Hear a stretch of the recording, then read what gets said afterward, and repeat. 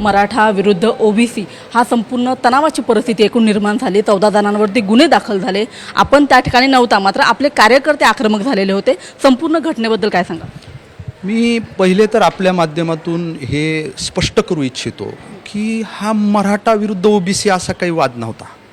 हा जी एक हाके नावाची जी अपप्रवृत्ती आहे, जे सारखं डोक्यात किडे पडल्यासारखे काहीतरी कारस्थान करायचे आणि कुठंतरी एक बुद्धिभेद करून समाजामध्ये तेढ निर्माण करण्याचा प्रयत्न करायचा, हे सगळीकडे चालू आहे. हा श्वान सगळीकडे फिरत असतो आणि अशा पद्धतीनं तो कट कारस्थान गेल्या 3-4 दिवसापासून तो बीड जिल्ह्यामध्ये येऊन वातावरण कलुषित करण्याचा केविलवाना प्रयत्न तो करत होता आणि त्यात विनाकारण आता isakal.com आहे देशातील नंबर 1 ची मराठी न्यूज वेबसाईट. प्रत्येक अपडेटसाठी isakal.com ला नक्की भेट द्या. आणि माझा दूरपर्यंत काही संबंध नाही. तो कोण, मी कधी त्याला बघितलेलं नाही, ओळखत नाही, पण तो थेट जो काय आहे माझ्यावर काहीतरी ॲलिगेशन्स करायचे, आरोप करायचे, खालच्या पातळीवर काहीतरी बोलायचं. आणि मग ही जी प्रवृत्ती आहे ह्याला नीट करायचं काम आमच्यासारख्या समाज जीवनामध्ये काम करणाऱ्या लोकप्रतिनिधीचं निश्चितपणानं आहे. आणि त्यांनी केलेल्या क्रियेला ती प्रतिक्रिया होती, परंतु ते कुठं असं दोन समाजाचा विषय त्याच्यामध्ये तो जो दाखवण्याचा प्रयत्न करतोय, मी ओबीसी चा नेता, ओबीसीचा काय मसीहा आहे का तो? काय त्याचं योगदान, काय योगदान त्याचं काय आहे? काय केलं त्यांनी ओबीसीसाठी? फक्त जे काय आहे भुंकणे, याच्याशिवाय दुसरं तो काही करत नाही. एक खालच्या पातळीवर कुणालाही बोलायचं, अजितदादांपर्यंत काहीतरी बोलतो, खालच्या पातळीवर जाऊन टीका करतो. हे असं खपून घेणाऱ्यामधले आम्ही नाही आहेत. त्याला म्हणावं नावावर जाऊ नको तू, आमच्या नावावर बिलकुल जाऊ नको.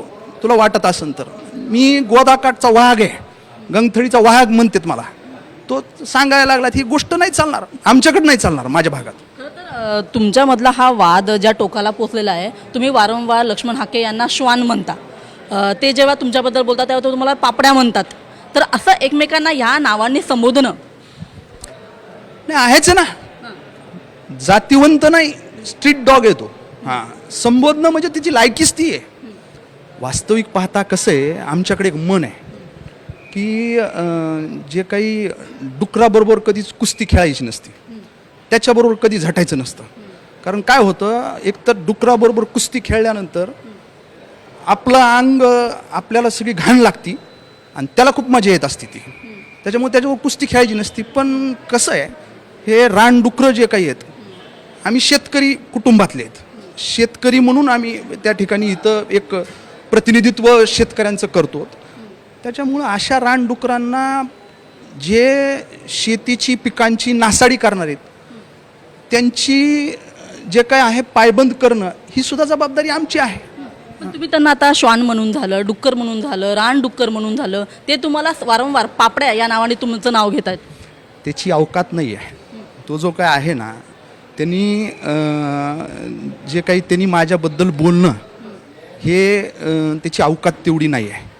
तो काय, त्याचा बेस काय, तो कुणावर अशी टीका करतो, कुणाच्या अंगावर जातो, त्याचं काहीतरी डोक्यात किडे त्याच्यामध्ये असतात, काहीतरी त्याच्या डोक्यात कुटील कारस्थान असतं.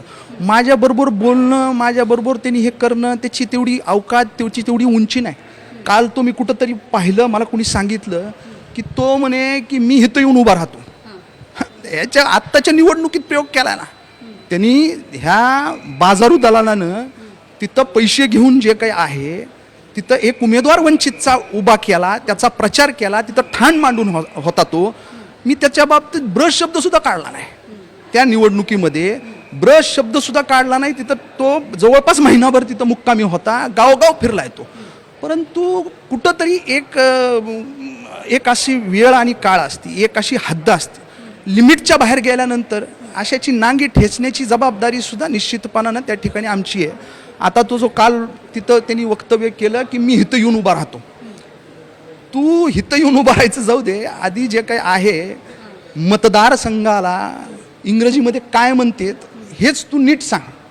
हां, तो कालपासून जे काय आहे मला सांगतोय की लायब्ररीत जा, ह्याच्यात जा. आधी मतदारसंघाला काय म्हणतात इंग्रजीमध्ये इंग्लिशमध्ये ते नीट म्हणून दाखव म्हणावं तू.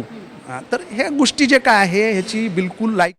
विजयसिंह पंडित यांच्याशी आमच्या प्रतिनिधी रुपाली बडवे चर्चा करत होत्या. लक्ष्मण हाके आणि विजयसिंह पंडित यांच्यातला वाद आता विकोपाला पोहोचलेला आहे. देश विदेशातील प्रत्येक घडामोडींचे लाईव्ह अपडेट मिळवण्यासाठी आता साम टीव्हीच्या सर्व सोशल मीडिया प्लॅटफॉर्मला लाईक, फॉलो आणि सबस्क्राईब करा. तसंच सर्व नोटिफिकेशनसाठी बेल आयकॉन प्रेस करायला विसरू नका.